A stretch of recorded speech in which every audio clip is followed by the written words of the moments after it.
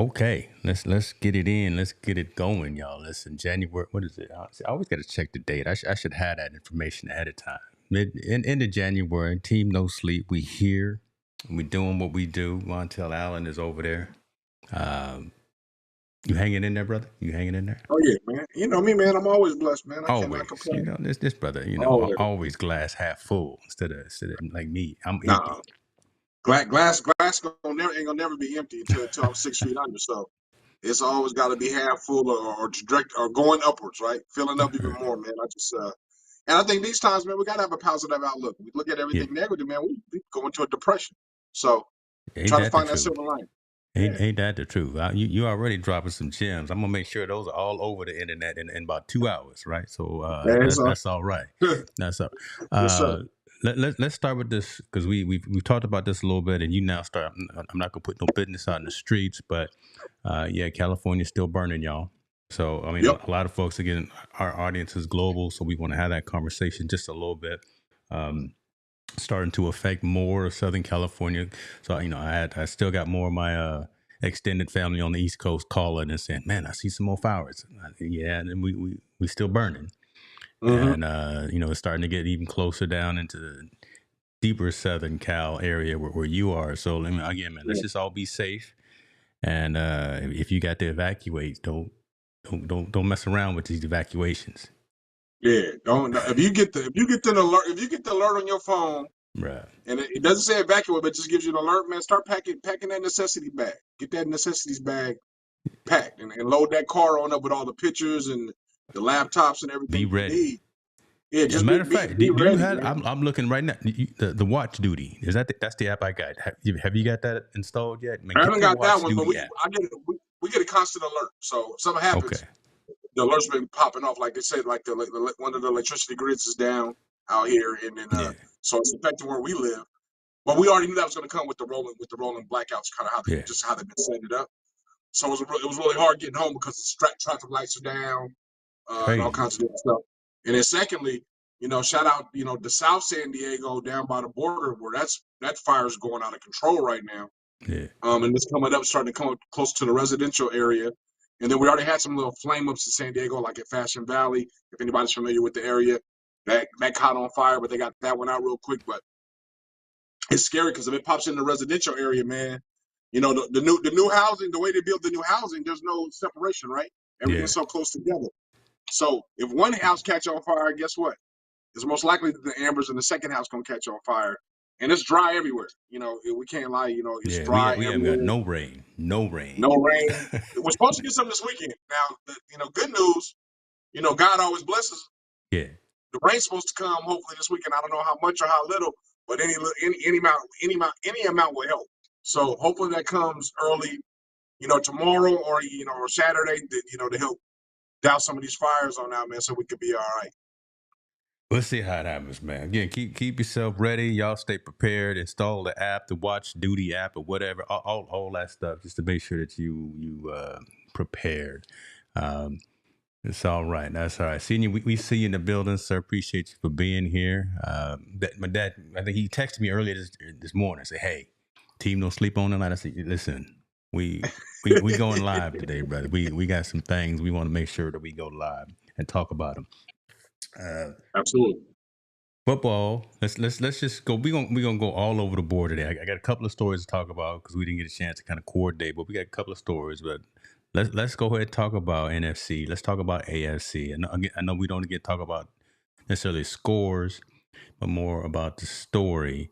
And I, being a Steelers fan, I am sad to see the Ravens out. I really wanted to see them Ravens I really wanted to see Lamar just keep going. I wanted this to be his year of getting it done. But I have an you interesting put perspective on that. you put Superman, so you put Josh Allen up against what's the Black Panther. I don't know. I'm trying to think of my superheroes, man. You put them two together. Talk to me. Think about this though. I Yeah. got some food for thought. Do you really think the NFL wants someone that looks like Lamar be the face of the NFL? And I'm not talking about the skin color. I'm talking about the braids, the way he carries himself as far as his look. Is that the face you want of the NFL? That's the face I want. You won't, but you're not the majority. Is that the face the the face NFL I you think want. the NFL wants? But I'm saying, is that the face you think the NFL wants right now to be good? Because everybody else is clean cut. Let's keep it real. Jalen Hurts, clean cut. Mahomes, pretty clean cut. More fair-skinned, right? Fair-skinned. Josh Allen and all the rest of them, they fit the T. Lamar's the one that doesn't fit the T. He doesn't fit the image of the NFL, what they like to see or what they want to portray. So that always leads me to be curious.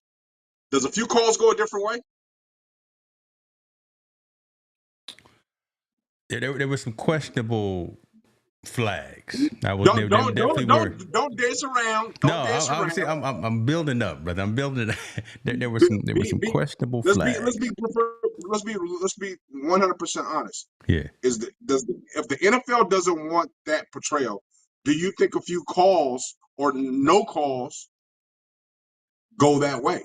Because I do think that happens. I don't think they want Lamar because if he wins and he's a Super Bowl MVP and the lead MVP and all that stuff, he's now becomes the face of the NFL.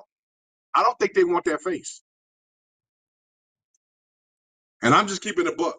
I'm not trying to start no trouble. I'm not trying to say anything different. I'm saying what other people say or other people think, but they don't want to talk about it because they want to keep it all to PG. I really don't think they want him as the face of the NFL, regardless of how talented he is. I'm gonna agree to disagree. I see where you're coming from, but I honestly think that, man, when you put that man's skills out there on the field and you see what he does, I'm more of a fan of a diverse position player. I don't like the fact that he runs so much, but again, that's in his skill set. That's what he does. I love when Lamar gets up there after any game, win or loss or whatever, and he speaks his truth. I love when he talks about how his mom is his manager, and she says, she called me and cussed me out for doing this or not doing that. That stuff. And all that being said, you like him as a person, and I like him too. I think Lamar, he's by far right now the best player in the league. Yeah. But you're evading my question. Does the NFL and the powers that be of the NFL want him as the face of the franchise the way he looks? And I'm talking straight from aesthetic look. His hair, the way he carries it, the way his hair is, and the way he looks. I'll come clean. I'll say I don't think that they're ready for it. I don't think that they're ready for it. And especially in this new climate, in this 2025 with 47 back in the building, I don't think that they're ready for it. But man, we got to get past that. And I mean, that dude right there is the one who should be at the end of this year at the NFL Honors heisting that trophy for an MVP. All right, I'm gonna just put it. Again, that's coming from a Steelers fan. That's coming from terrible towel spinning dude, right? I mean, he should be the guy that's going to be hosting that trophy as the MVP, and I think his talent speaks above that. He's gonna be that person. But to be the Super Bowl champion and be the MVP of the Super Bowl, because he probably would be if they went there and they won it. Name how many MVPs you've seen in the Super Bowl look like him. Well, the position is already at a minority. I ain't talking about the position. I'm talking about that aesthetically looks like him. Has the doggy style braids. No, nobody else is confident in and of themselves, I think, to do that. Everyone, the only other person was Kaepernick. The only other person was Cap. Right, Cap had a pro, but Cap didn't win it, and Cap brought attention to himself. All right, let's take it to another level.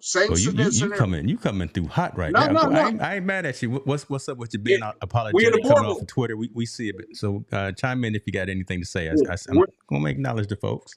Go ahead. You in a boardroom and somebody comes in the room looks like that. What's your first impression? See, again, I'm gonna dab them up, but I'm gonna take myself out of the position and come to where you coming.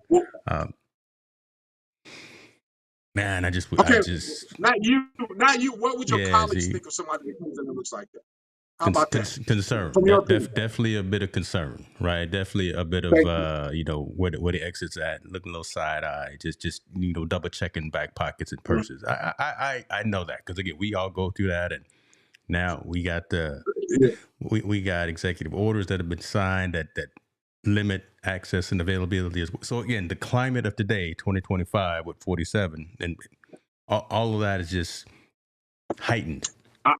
I'm just saying, I don't believe the Ravens got ripped off or anything like that.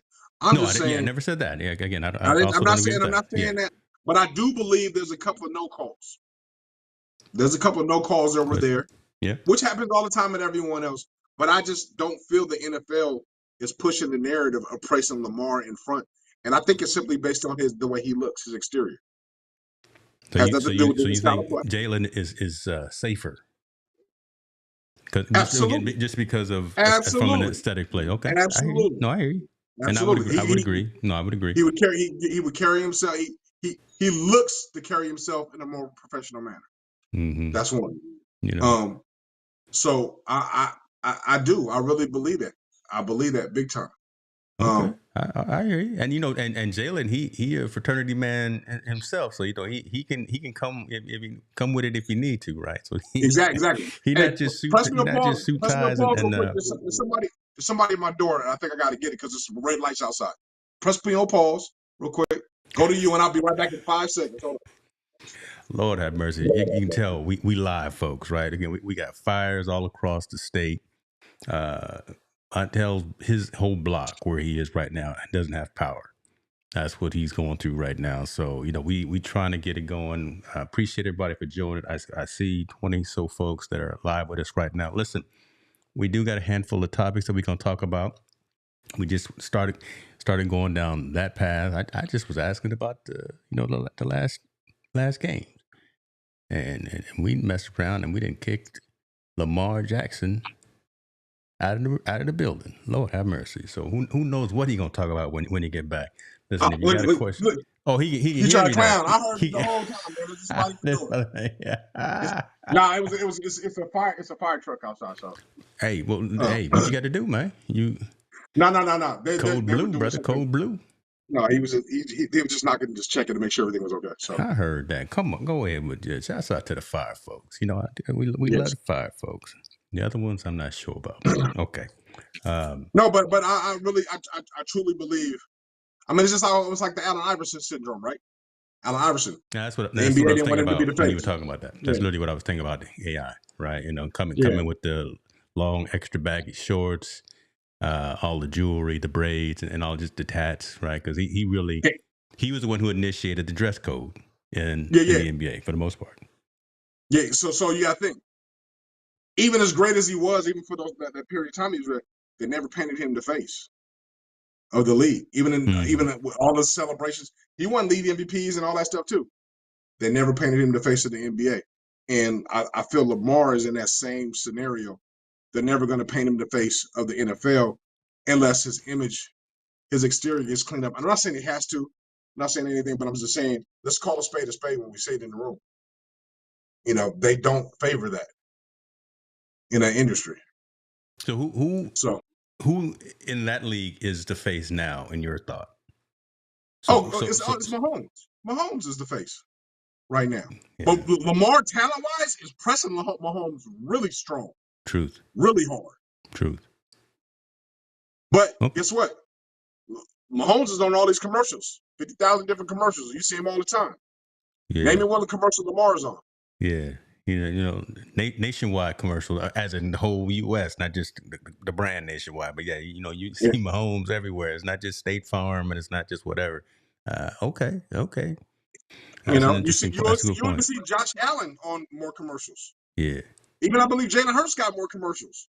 How these guys got more commercials? This guy's been a 3-time MVP of the league, Lamar.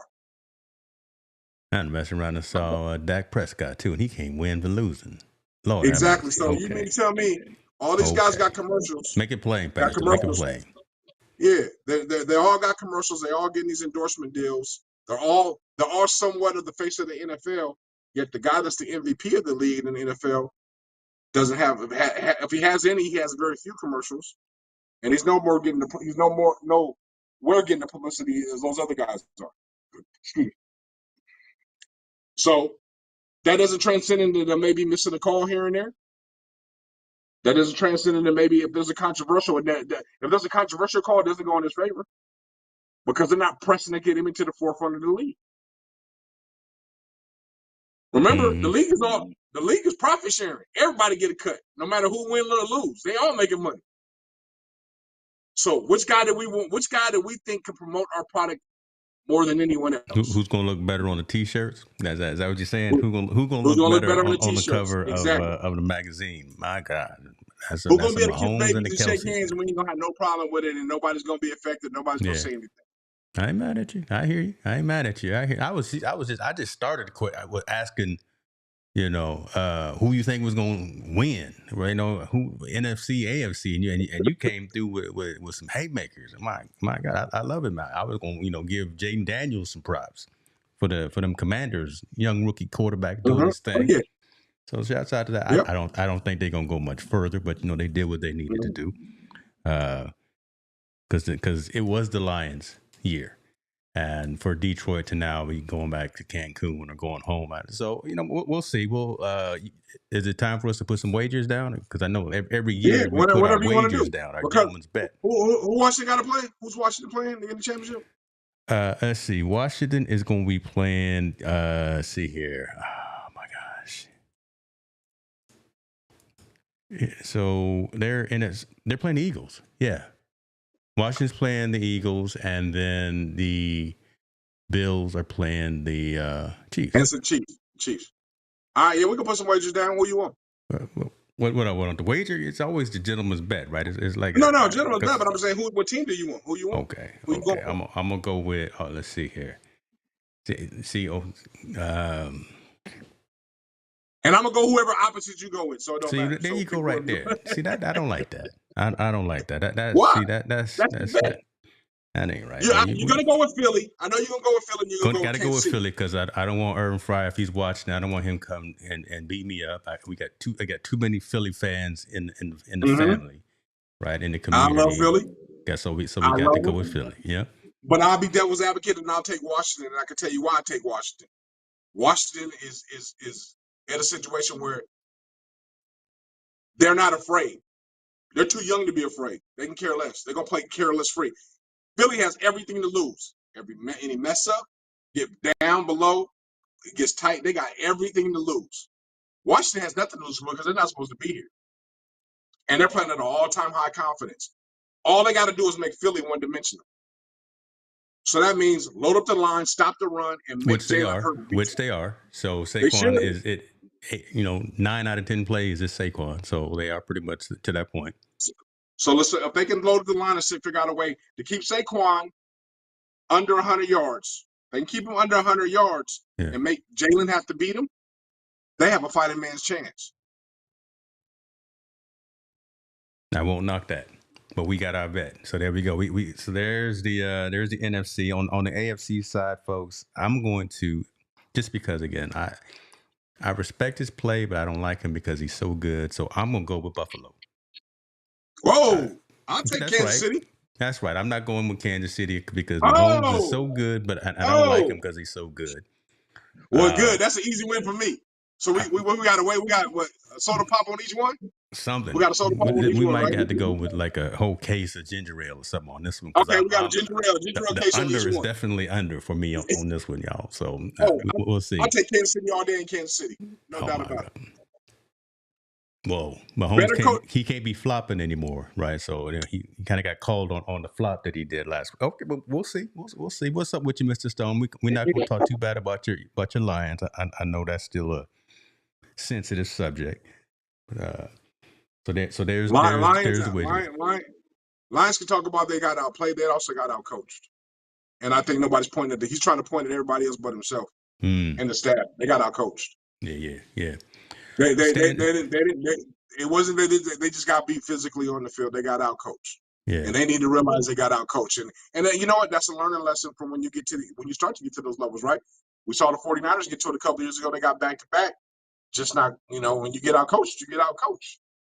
Washington had a better game plan. Call it what it is. All right. So let's talk about outcoached and talk about it. Still football, but a different caliber, different. Let's talk about the national championship. Man. again, I had the banners, I had the hat. I was swinging for Notre Dame. Nah, I knew Ohio State had the better team, but I wanted Marcus Freeman with that dope hairline, right? I I said wanted I would say it the other way. I thought Notre Dame had a better disciplined team. really I think Ohio State had better athletes, a few better athletes at key okay, positions. okay, I think again, Freeman got out coached. He didn't get yeah, yeah. outplayed. They got No, out no, coached. good, yeah, He got out and he got out coached. And then when he got himself a situation to get back into it, and when he finally figured it out, and that's what I mean by out coach. I don't mean somebody's out coaching all the way. I'm saying someone puts a game plan, they get a lead, and by the time you figure it out, it's too late. Because Notre mm-hmm. Dame did figure it out. They started to figure it out, like, okay, we can move the ball doing these different things. And then by the time you know it's too late. Same thing with Detroit and Washington. By the time Detroit could figure it out, it was too far. They were too far ahead of the game. Ohio State running backs good. They're not the best running back duo ever. I don't know why they come up with that, but Mm-hmm. they ran the ball very effectively. I love the quarterbacks on both sides. They're both cocky guys that can make Yeah, some things happen yeah, in play. I thought that was really good. But I thought the biggest difference in the play was the Ohio State's receiving core. They true, caught every key passes they needed in first true, downs. And they didn't run a lot of deep routes. I mean, they most of their stuff was yak after the catch, or they ran deep outs or deep curls and made the first downs. Um, that was it. That was pretty much the sum of the game. I thought the difference wasn't the running backs in Ohio State, even though they sealed the deal. The difference was the receiving core making all those key catches. And then Notre Dame, I think Freeman went in on a high. I think he had a game plan. It wasn't working, and it took him too long to adjust to get back in the game. yeah, That's yeah, it. Is he still yeah, one of the top quarter? Is he one of the top coaches in the nation? Absolutely. definitely, Dude's phenomenal. Phenomenal. And what he does in Notre Dame, because I think people don't understand. In the college climate, it's really hard. And for him to do what he's done in Notre Dame, where he had 0 guys exile for the portal. mm-hmm, mm-hmm, What school does that? What Power 5 school can say that? Every Power 5 school has guys leaving left and right. I think he had 0 or maybe just 1. Very low number of kids leaving that program. That means he's doing something right. And it ain't all about money. He's doing something right to be able to build those young men to be successful football players. And Notre Dame will be back. They'll be back. They'll be back in the playoffs. I don't know if they make it to the national championship, but they'll be in the playoffs again next year. All right, we gonna speak it into existence next year. We going to the national championship. I've been to one a few years ago, a number of years ago. It was Alabama. It was back when Saban was still coaching. So we got to make sure Team No Sleep goes to a national championship game. Since we unfortunately not going to the Super Bowl this year, man, and I don't know what I'm You know blaming what? That that might on. be a blessing. Man, we burning down here, man. I Unfortunately, was going to say, yeah, Super Bowl. That's low man on the totem pole right about now. we ain't got time for that right now. We ain't got Yeah. time for that right now. I keep looking down at my phone every time I get one of them alerts, just making sure that you okay and make sure the rest of my family is okay too. Speaking of Super Bowl, though, again, we'll tie off kind of on this NFL thing and football thing. SZA says she's going to be there with Kendrick. Oh, man. It's gonna be I'm ready for interesting that. performance. I'm ready for that. I mean, I think the performance is gonna be fine. I think the backlash is gonna be what I'm looking for because Kendrick almost has to have a perfect performance for anyone outside the West Coast to be like, oh, that was the right choice. Especially people down south. You know, they wanted Lil Wayne and all that stuff. Kendrick has to put on a perfect performance for them not to critique it and say anything bad about it or whatnot. And I hope he And I does. bring it up for us because that's going to be the biggest controversy of the entire night, I think. Just Yep. that 15 minutes of that show. Who's going to come out? Is Wayne coming out? Again, we don't know. We didn't know SZA was going to be there. So is he going to show Bring Master props P out. and bring somebody else out? Is he going to bring P out? Just those kinds of things. And if he does it, man, we're going to be like, okay, the choreography and the production was all right, but man, you should have showed some love to these local folks too. Yeah, this will be the most critiqued halftime Super Bowl. Yep. More so than J-Lo, more so than all that, because that's the fans, but they have so many fans and such a strong fan base, people forgive them. In the hip-hop world community, this is going to be really, really critiqued and looked at really hard. Yeah, we're gonna be looking at this with a fine tooth. Yeah, we definitely gonna be combing through this one. Yeah, so West Coast artist performing in the South, and it's going to be hard for him if he doesn't bring out some of the Louisiana greats. You know, this came out of there that had multi platinum albums. If he doesn't figure out a way to kind of intertwine them in his show, he's already going to get critiqued on that one. And then his performance has to be spot on. And if it's not spot on, they're going to critique him on that. We gonna tear him up online, but we're gonna tear him up. There's a social impact, a proper story for us that I want to ask you about, and I didn't mean to glaze over this while we were talking about Washington. My dude Zane Gonzalez. Did you watch the game? I watched a little bit of it. Yeah. Okay. Did you see the kicker for? Almost call them the Redskins. The kicker for the Commanders. When he was going out there for the last play of the game, and he was going through his routine, like every athlete knows, we're superstitious. We got routines that we go through. We do what we do, but he was very deliberate about his actions as he was going out to go on the field and kick the ball. Right.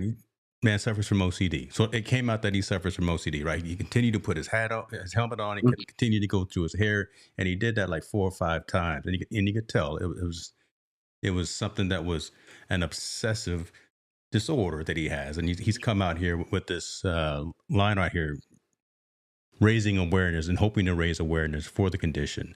But awesome. I was just wondering if you saw his actions as he was walking out there on the field, right? When it was time for him to go perform and do his job, right? Yeah, I wasn't just that. Yeah, I wasn't paying attention to it. I thought that was maybe just his routine.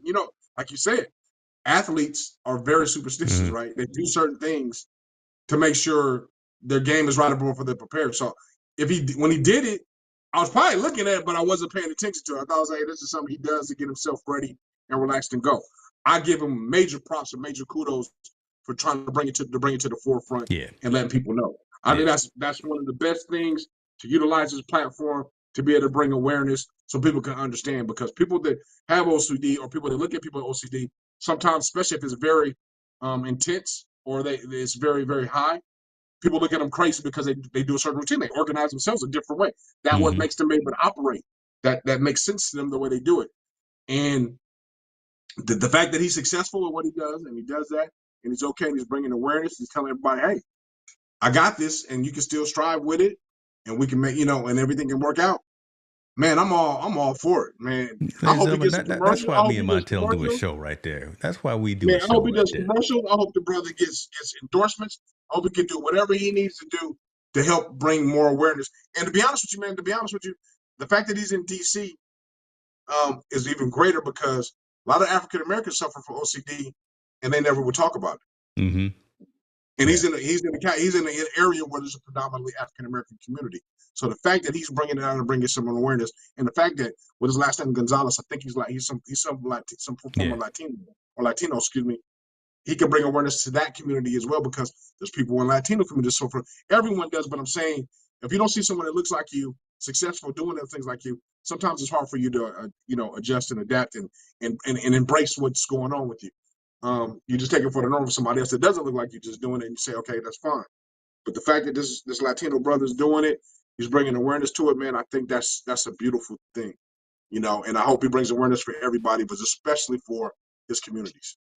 Brother, man, we can just end right there. See, again, folks, that's why me and Montel connect right there, because again, we see the true story in the whole thing, because I could tell right after the 3rd or 4th time that he went through his routine, I said, okay, something is going on internally with him, and I knew it was going to be a discussion piece. I knew it was going to be in the news, and just like you said, I'm glad that he's getting in front of it and having the conversation, so we can have the conversation, and so he can help bring awareness. Professional football athlete right here. So again, he's looked at differently than just some regular Joes like you and I. Right. He's on the Commanders, right? He's a professional athlete. Doing it in critical moments, right?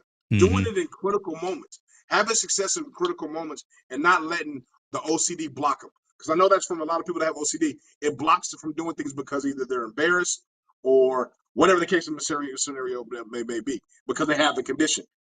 He's doing it and having success at it. So please, by all means, keep showing your face, keep talking about this disorder, keep bringing it to the forefront. People don't have to be embarrassed by it. Live your life the way you're supposed to, and you can be very successful in doing it as well. I think he's got a wonderful story. I'm just letting it marinate. You see what I'm doing? I'm letting that marinate. You don't always have to talk. Don't have to. Folks don't Brother want to Cox, listen I to me, receive man. you. I appreciate you for being Yeah, here, brother. yeah. I mean, we kind of all over the board here, but we're just going to try to bring some synergy to this. We talked about NFL. We talked about the games. We talked a little bit about the national championship. I wanted to bring this up as well. Again, listen, we just all over the board. Y'all bear with us. This is off the cuff type of show that we do. Atlanta. Have you ever been to a game in Atlanta?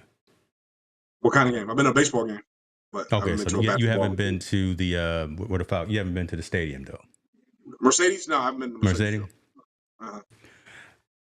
The price for concessions at the national championship game was ridiculously low. And that's dope. And it's a shout out to Mr. Blanks there for having $2 sodas, $2 pretzels. You see it, $3 hot dogs, $3 fries, $5 beers at the national championship. This is not nothing new. This is what they do in Atlanta. Yeah. Actually, could have been an opportunity to have like a Sacramento Kings. That's right. I'm throwing you on the bus. $20 for a slice of pizza. Hey, you know what's crazy though? I seen an article on Blake on author Blank, right? Blank or Blank? Yeah, Blank. Blank. I seen an article on him, and he talked about this. He said that families should be able to go and enjoy entertainment at a reasonable price. Yeah. That's why he refuses to raise the price on concessions, because he says with the way things are at other stadiums, you know, it's almost for a family of four, it's almost going to cost you $500 to $600 to go see a game if they want anything to eat or want anything to do with the ticket prices. And he doesn't gouge in tickets. So it's not like he's raising ticket prices super high and food is super low. No, he keeps it at a comfortable rate, which is great. But I seen an article where he says he wants to make it, this is supposed to be family entertainment on a family budget, not family entertainment on rich people's budget. So he fights to keep these prices low. He's just like Costco. We're not raising the $1.50 hot dog. Yeah, don't raise that $1.50 hot dog, because what I do, I go there and get that and my Dr. Pepper. So yeah, don't raise them prices. We're gonna have a mute. Well, I'm just saying he follows that mode and that thing to keep things one traditional, keep things at a positive level. And guess what? You always have returning customers, right? If I was to bring my family there and I'm like, well, okay, we can actually eat at the stadium. We don't have to go. Imagine that. Yeah, we could actually eat at the stadium and be fine and be cool and get us all the food while we're watching the game and enjoy everything and have a great time. I think it's a simple idea and it's ingenious. And you got to think, Atlanta's always sold out. Yeah. Always sold out. Yeah. Because this needs to be celebrated. That's why I brought this up, man. The fact that a family of four, family of five, however much, we don't have to take out a loan just to go to an event at the stadium, right? One the tickets are whatever they are. Then you got to park, right? All right, well, so that pricing is whatever. But you go in there, you want something to eat. You're going to want something to drink. It don't make sense to charge more than this. And you're already a billionaire. You're already paying folks a decent wage. Don't triple gouges.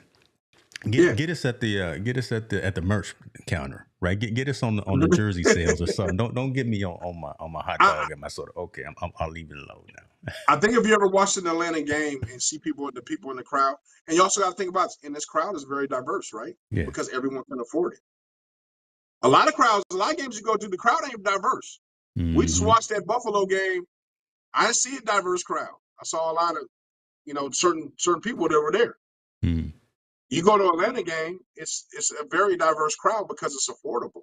And like I said, it's not a rocket science idea he came up with. He's just following the tradition, saying, we're making money. What's the difference between me making $9 million and $10 million? Really not that much difference. Still making my money. I'd like to find out one of these days, but I hear you. Yeah. Let's let people enjoy themselves and come to my games. And I think it's working for him. That's why he's always consistently one of the top executives that always voted as one of the top executives. He always looks out for the people of Atlanta and the fan base. That is true.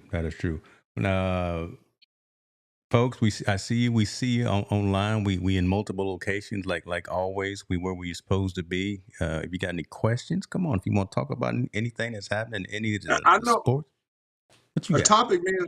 Shout out to Sonoma State in a What they bad get way. into? What they get into? Oh man, look it up online. Sonoma State is cutting down a lot of programs for the school, and a lot of it attributes, I think, just to the way Sonoma State from 20 to 25 years ago. Sonoma State was a booming little school outside of Santa Rosa.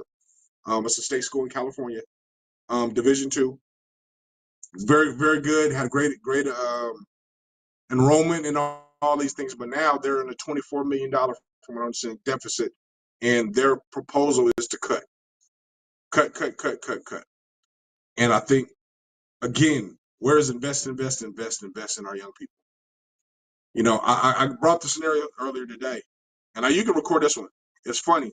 We spend, I don't know, millions of dollars on prisons, build prisons and to sustain prisons. Inmates, we give them, I think it costs $40,000 a year to house every inmate, which comes out of taxpayer money. Why is my money going to a prison when it should be allocated to a school or it's to thrive in a future? How come we can't pay students a budget of $40,000 for them to attend school? How come we can't build a school that has an infrastructure like a prison and invest billions of dollars in these universities? I'm baffled, man. I don't understand why the prison says, and I know the prison system's for profit, but then we need to figure out a way to make college for profit and invest that into students and student athletes for them to be able to attend school, not to house and not rehabilitate people that have done things in society. And I'm not saying about prisoners that are in prison are bad enough that some are wrongfully accused, but we continuously, and our state continuously invested in prisons, and Mm-hmm. we don't invest in schools. We don't invest in giving students money. We don't invest in building the infrastructure or building new buildings in the school. We don't invest in going into new technology. We make parents pay for it, but yet I got to pay for somebody that's in prison. Matter of fact, prisons are getting better than most of us. They got a roof, a shelter, right? They have the rights to get educated if they want to. They get 3 meals a day. They get to work out on the yard. They even got more enemies than some people that's living outside on the street. Yet we got kids that don't have shelter. We got kids that can't get educated. We got kids that don't eat 3 meals a day. We got kids that don't have no enemies in the house. They better live it or they're even homeless, teen homelessness, and we don't invest in them. So our society is pretty backwards when it comes to that. I'm having a hard time grasping and gripping it. And Sonoma State is just a person this is kind of the one that is on the list that kind of triggered it. They're in a $24 million deficit, and yet now they're going to cut a lot of athletics and a lot of programs at the school. I don't even think the school's going to be able to survive the next 5 years if they keep at this rate. That's crazy, man. I didn't know this story, and but I do know folks that are at Sonoma State. So I'm gonna chime in and reach out to them because this is devastating. Kevin is saying enrollment is down something like 30%. That's why they're in such a deficit. But Sonoma State's in somewhat of an there's I'm not going to let you industry do that. You know there's why? industry in the area, right? Because there's a lot of big brew houses. I mean, there is industry in the area, so I'm wondering why enrollment would be down at that location. I can tell you right now, you Come on. cut athletics. You cut it. And this is why we're Team No Sleep when we talk about athletic social impact. Mm-hmm. You cut the football team. They have not been able to recover since they cut football in that thing. Where the great Larry Allen came out of. Yeah, the greatest lineman ever in the NFL history came from Sonoma State. You cut it. That right there, you got to think, football, right off the bat. That's 125 to 150 men on your campus right there that enroll. 2, when you have that, guess what the infrastructure that comes with having football? You get a media team. You get people that are the marketing team. You get people that are now in the social media game. You got people that are doing I always talk photography. about You got people that are that doing domino football effect. operations. You're right. Okay. Yeah, it's a domino effect if you have it. When you cut it, it cuts all those things out. And then you refuse to bring it back because you use the excuse Title IX. We don't have Title IX is a problem. Title IX, and I agree with Title IX. For every man that has a scholarship, a woman should have a scholarship. But instead of not being smart about it, you either bring in more female sports, or guess what? We're going to make football non-scholarship until we can get to a point where we give scholarships. That way we can still get those guys enrollment. California's at a shortage of kids wanting to play football, but they have nowhere to go. It's been like that for the last 15 to 20 years. This would have been a prime opportunity maybe a year or two ago to bring it back. I don't believe cutting is the right thing. You need to reinvest and reallocate where your money's going to and refocus and do things different to gain enrollment. Not to say we're going to cut more since enrollment's down, but you're going to cut it. So now that means even next year we're going to have less enrollment and we got to cut more. You're going to just keep cutting until you're going to say, hey, we got to come to a standstill. We got to figure out how to readjust our marketing campaign and how we're going to get more kids here. First thing we want to do is going to bring football back. You know what that does? That brings alumni that was there for 20 years ago to get back involved in it. It's going to bring a new excitement around the community to get there. You're going to get kids that are going to enroll right away because they want to play football in there. We're going to do all these different things to probably have an additional $1 million investment, which is going to pay off tens of millions of dollars just bringing it back. Because, again, once you bring the football program, guess what? You're going to bring coaches. That means that's going to bring GAs. That means they're going to bring football operations. That means they bring a media team. That means they bring all these other programs they can bring in and socialize with it to make it boom. I know I say I talk about football a lot, but it does have a big domino effect when it comes to schools and universities, especially small schools. It's like a living post for them because so many things are involved when it comes to that. And their AD and their president, I believe, is so blind. And so I don't want to use the word, the D word. I just don't think they have any creative juices in their body to make things happen different. And now all these students are going to have to leave and get cut because their program has been cut. Man. To me, it doesn't make any. It doesn't make any sense, man. It doesn't make. I mean, why would if my school was in $24 million deficit? I'd be writing the president every day saying, "Hey, why are you investing $10 million in Pelican Bay? Why are you investing $10 million in Chino? How come you're not investing $5 million here in Sonoma State, which we're a state school that's supported by you? We need to get these programs up." I wonder where these kids are going to go now. Because we had this discussion about a smaller school in Central California. Down south, yeah. And down south. Yep. And yeah, that's a fact that, and people are worried about that and we're affected by that and we're trying to figure out where they're going to go. But Sonoma State is not to be disrespectful, but is a legitimate size school and a legitimate size institution. Market. They're in a decent market, and you got. Now, that's the question I would ask them. Why are you struggling so hard? And here's the difference. Why are you struggling so hard, Sonoma State? And Santa Rosa JC is thriving. It's okay. It's doing okay. Yeah. Guess what the difference is? Guess what the difference is? Santa Rosa JC has a football program. What don't you have? A football program. And I'm sure there's some other things that go along, but that's a big piece. So why you in 20 years haven't figured it out? Maybe we should bring football back. That will put us in a situation to get the ball rolling. That means your 30% of enrollment that's cut will probably only be cut to 20% because you have a football program that's thriving. Remember, also comes a football cheerleaders. Flag football now is a big thing, dude. It behooves me how stupid I don't want to. I'm sorry, I don't want me to use the bad word, the stupid word, but it just behooves me that they don't have enough. They're in these positions of power, and yet they don't want to acknowledge that they need to pivot and shift and make things happen. It just blows my mind how schools are starting football programs to increase enrollment and do the things to do, and yet we continue to cut programs and think that's the answer. Man, this is insane, man. This is insane. Aren't there 6,000 undergrads? Yeah, go ahead. No, I'm looking at the numbers right now. I'm starting to dive into the numbers now that you brought this story up. So aren't there 6,000 so undergrads? All these programs being cut again. Now we start concerned about where these kids are going to go to, and then again the staff where are they going to go to? What's going to happen at Sonoma State? Yep. All this could have been avoided, in my opinion. It all could be avoided. And then again, like I said, my epiphany is like the state. I know we're in a state of emergency with the fires and everything, but how can we give so much money to prisons, but we don't give no money to schools? How come that money, that taxpayer money that we allocate to give to prison systems, because we pay for it as taxpayers, all those people to be incarcerated, how come a percentage of that can't be allocated to go to schools?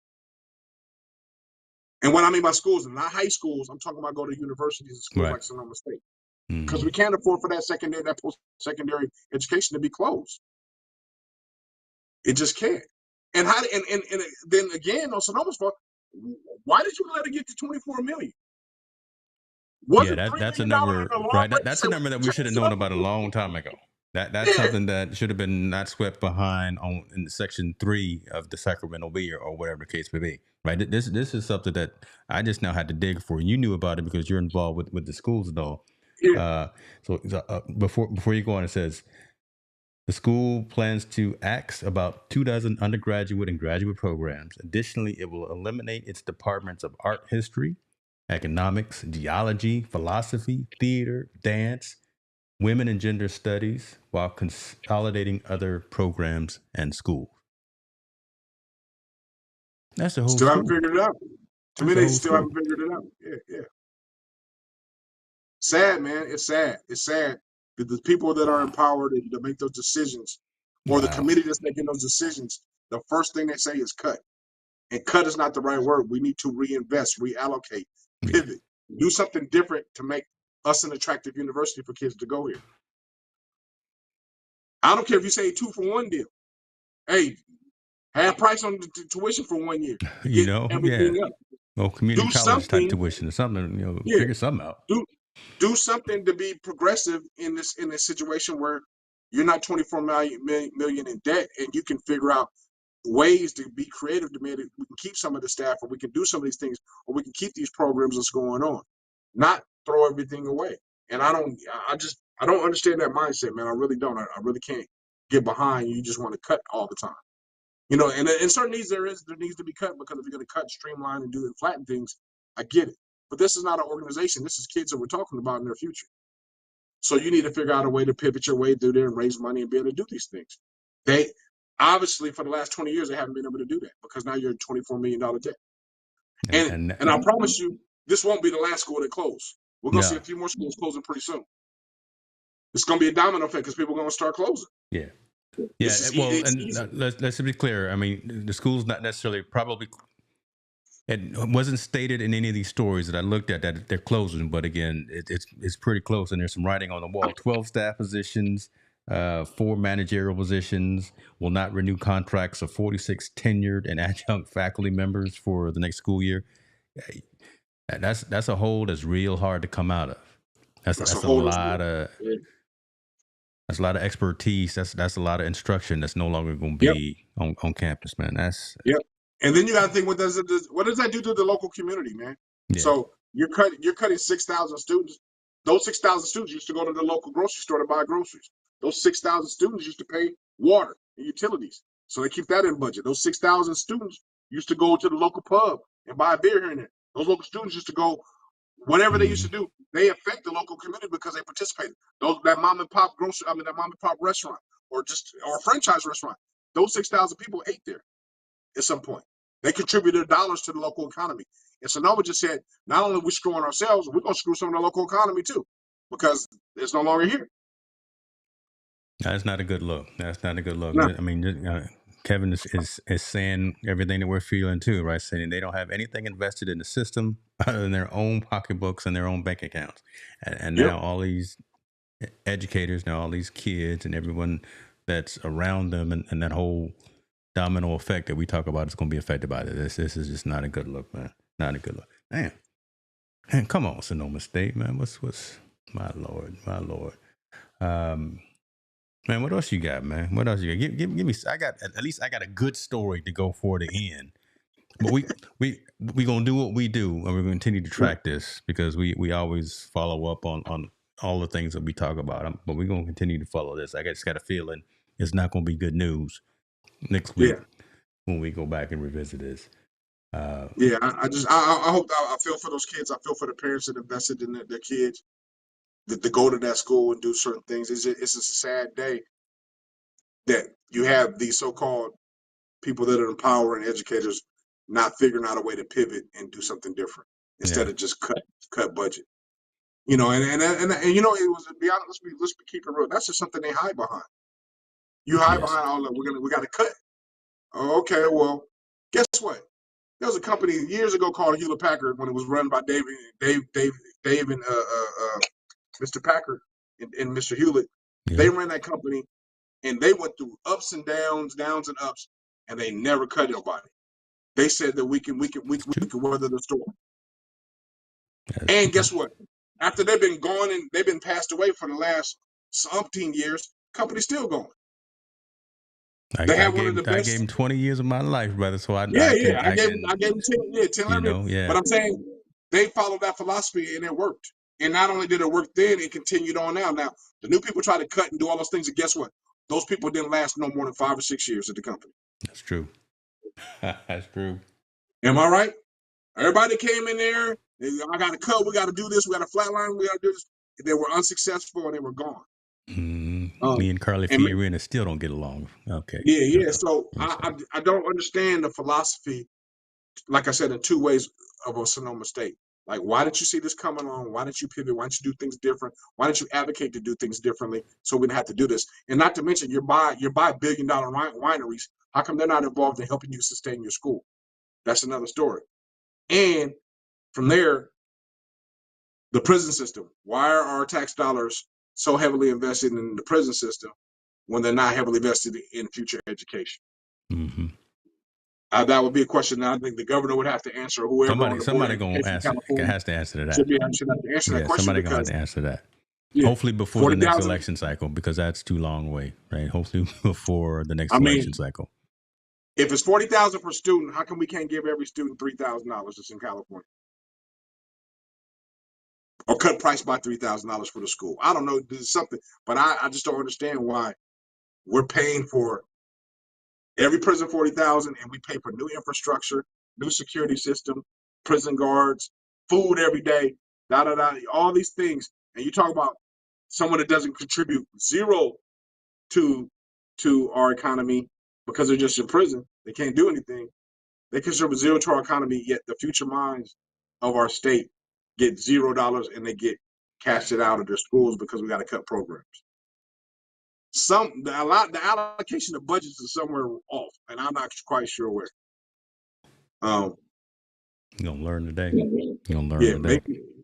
Make it make sense. The math. The math ain't math. The math ain't math for sure. It just ain't math. I don't get it, man. And you know, it's funny. I was talking to somebody. I was like, maybe I just look at things different. I don't know. Maybe I just don't see. I can't see the logic behind it. Had to put you in one of them elected positions and say, okay, and have you knock some sense into folks. Okay, let's keep moving. Let's keep moving.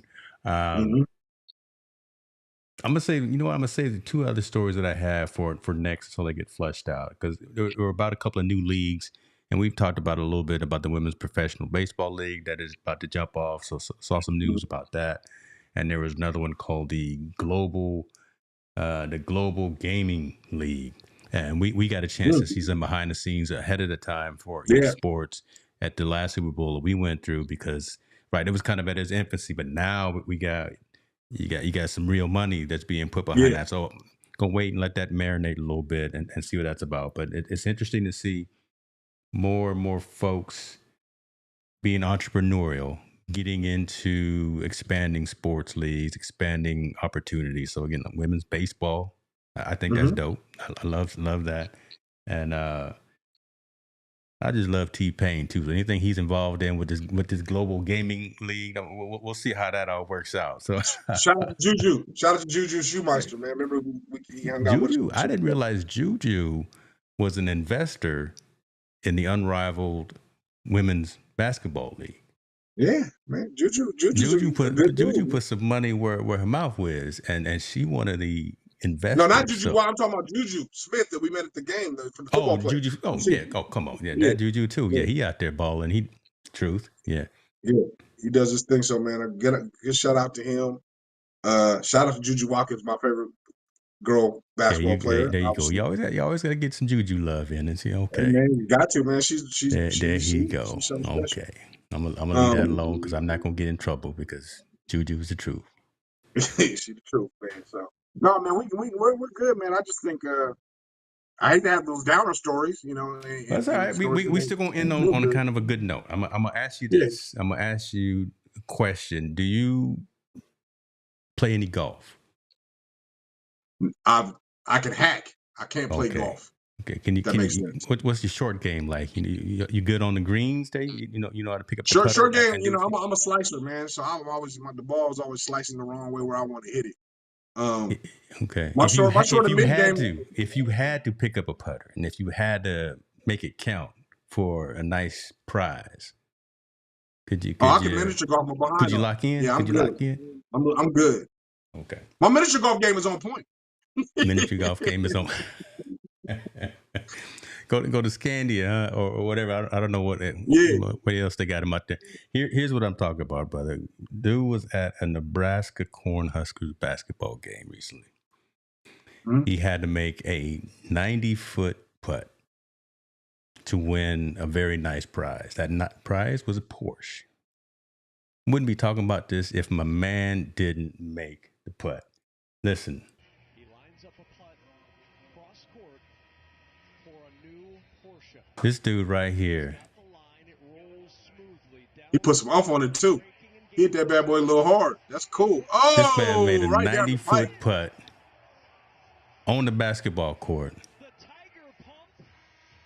and walks out of the room with keys to a new Porsche.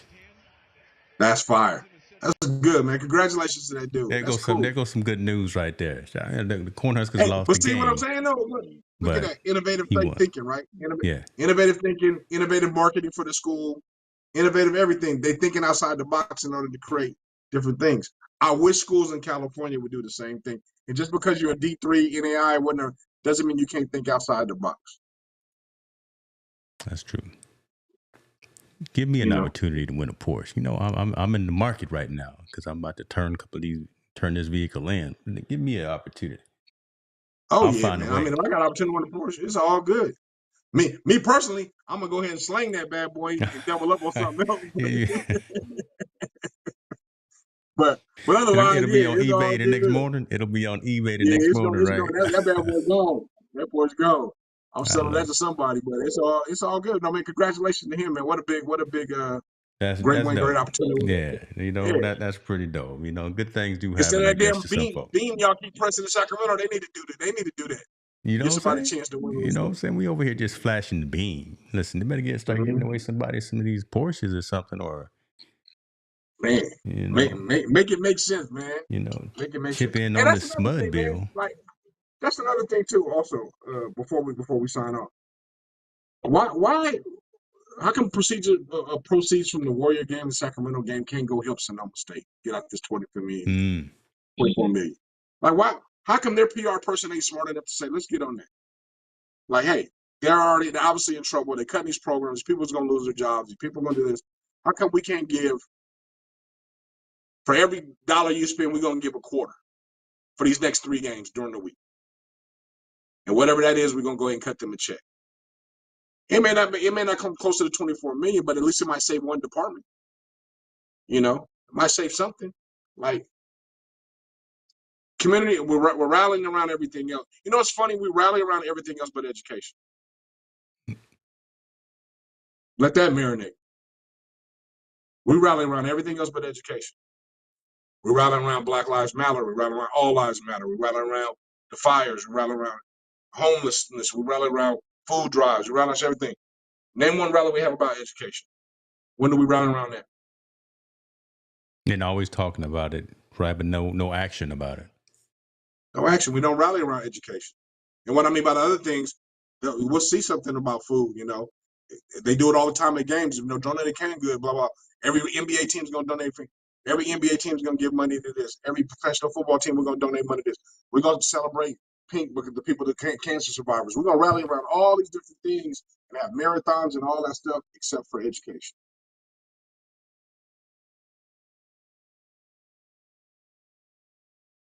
Yeah. Can't call it because it don't make sense.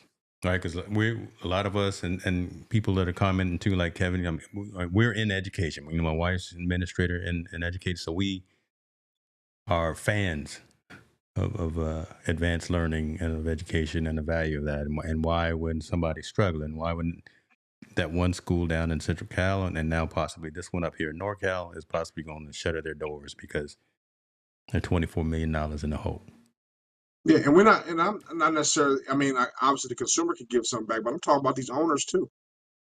The Warriors owner is a billionaire. Mm-hmm. And guess what?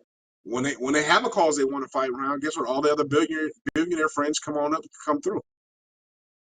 Right? So why don't we rally around education?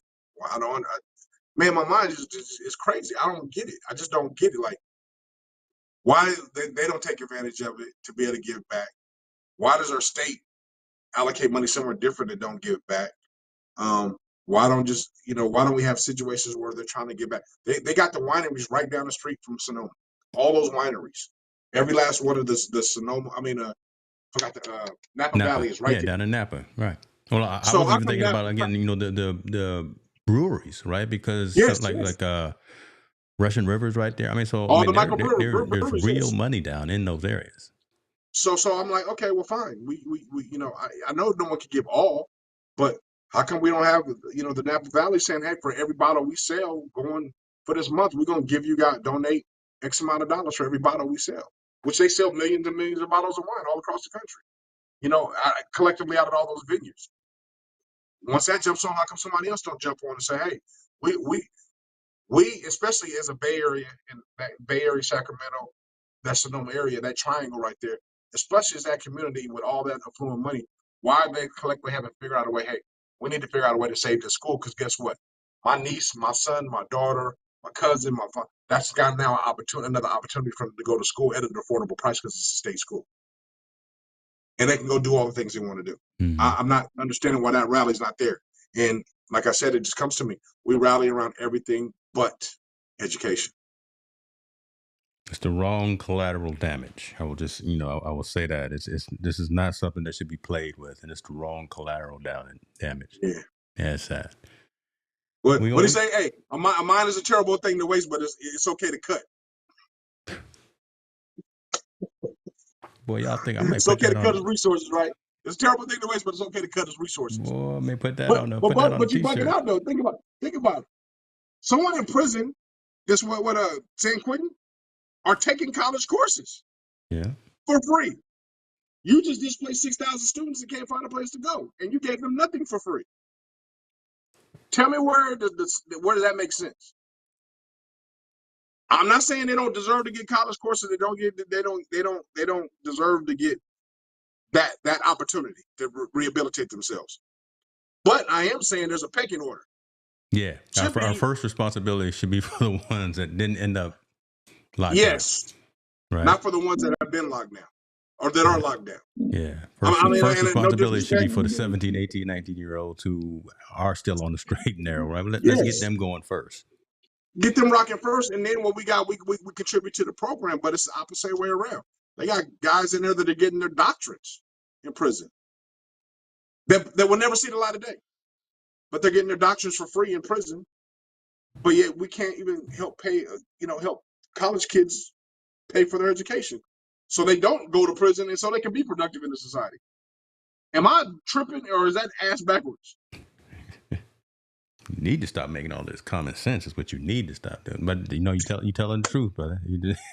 When you put it out there, right? When you put it on the whiteboard, right, and you actually draw it out, it's hard to deny when you put it out there in black and white.